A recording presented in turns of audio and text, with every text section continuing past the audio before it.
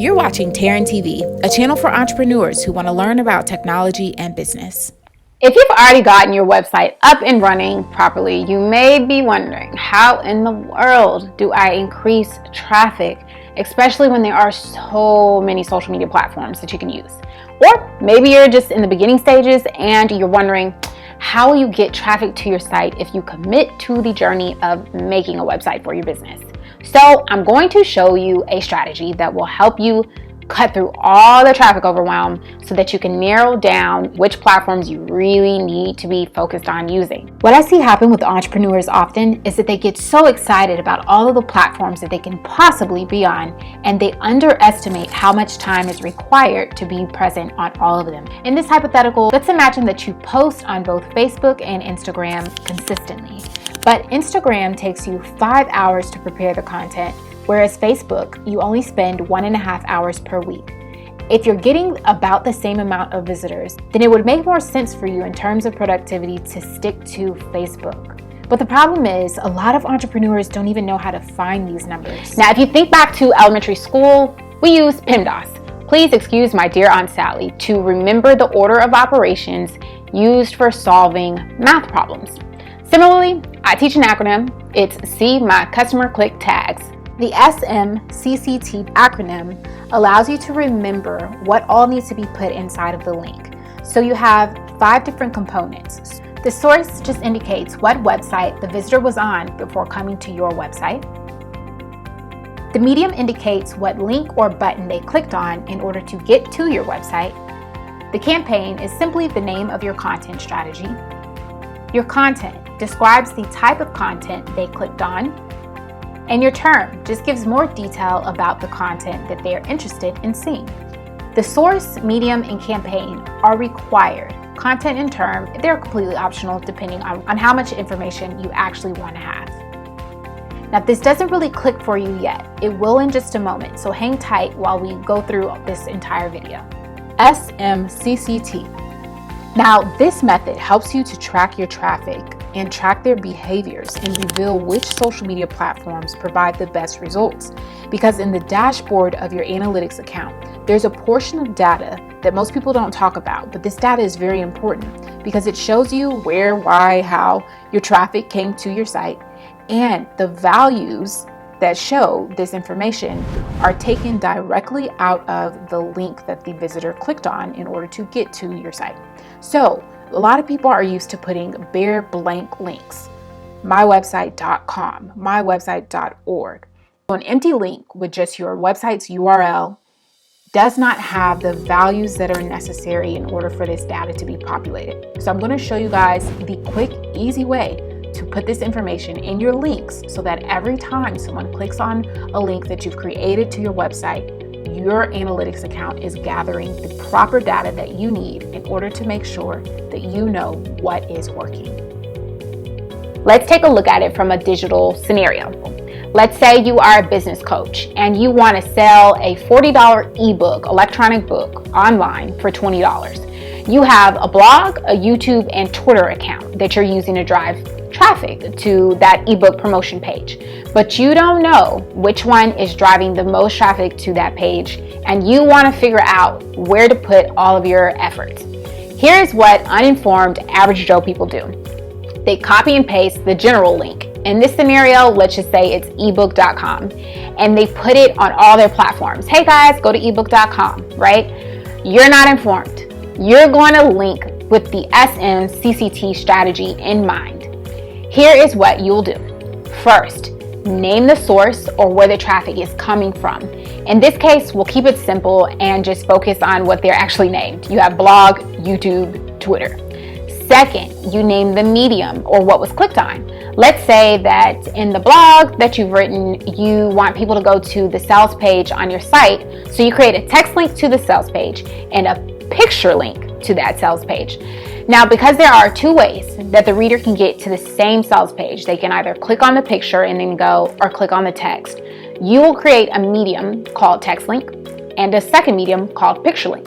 So now you'll not only know that you have traffic coming from the blog post, You'll also be aware of what type of link is most appealing to your audience, because you'll be able to say, okay, 5 people clicked on the picture versus 2 people clicking on the text. The third step is to name the campaign. The general rule that I use to make the campaign name is just use the overall topic. So if the blog was 5 tips for DIY website building, then the campaign will also be 5 tips for DIY website building. The fourth and fifth steps, the C and the T in the acronym, they're optional. The fourth step is to name the content. Now, we know that our blog is linking to a sales page, so we can name the content ebook sales page.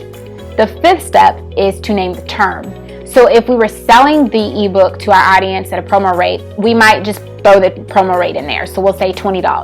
That way we can say, okay, more people clicked on the link when it was for $20 than when it was on sale for $35. Again, source, medium, and campaign are required tags, but content and term are optional. They just help you get more information. Now, to put together the tags to create a link, you can do it 2 ways. First way, manual, and I'll show you how to do that in just a second. Or you can take the easy way out with the second way and download my SMCC-T strategy on autopilot. This page will do all the work for you and completely eliminate the hassle and stress of trying to do this on your own. And it's especially beneficial if you're not techie or if you're a super busy person. So to access that page, just click on the link in the description below. And of course, if you found this video useful, hit that like button and subscribe as well. When that subscribe button pops up, click the bell so that you'll be notified every time I release new content. For those of you who want to know how to do this manually, maybe you're someone who's always on the go and you want to be able to just spit out a URL, here is the step-by-step.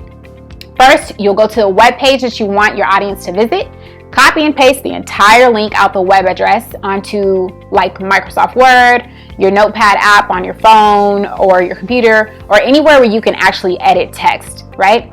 At the end of the link, you're going to type the following: $UTM_source=.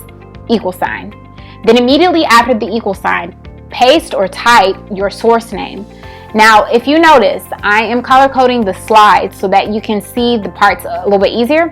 The UTM tags are in blue, and the names that you've created in this hypothetical, I guess we've created in this hypothetical, are in maroon.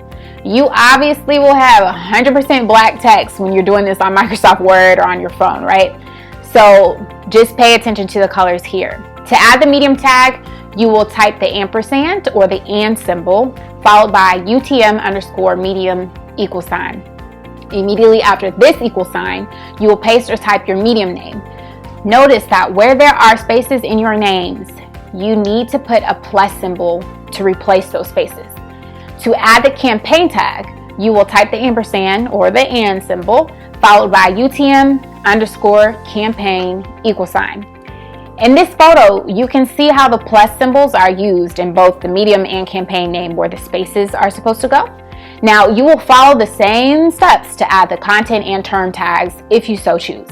Now, instead of using a general link for every platform, you will use specific links that are tagged in order to understand your traffic patterns. So you'll have a UTM source equals YouTube, UTM source equals Instagram, UTM source equals Facebook, so forth, right?